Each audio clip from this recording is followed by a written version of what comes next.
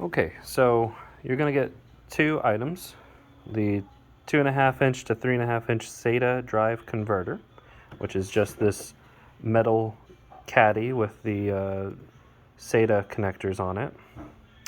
And you're going to get your SSD drive. It can be any SSD drive, but if it's a 2.5-inch one, it'll fit this caddy very well.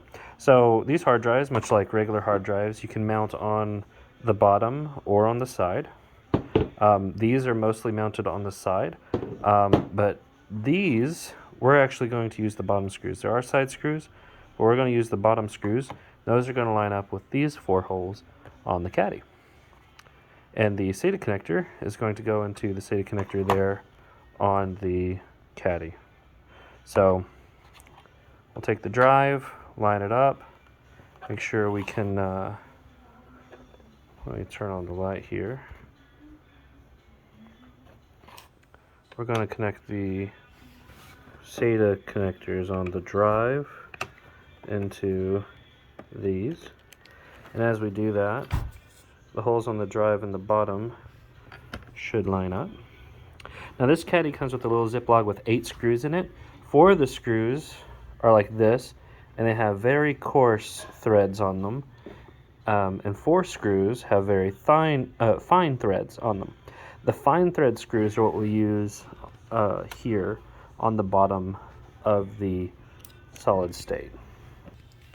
And so now with those 4 screws holding the solid state into the caddy, this now has the same form factor as a regular hard drive. It's the same size, it has the same holes.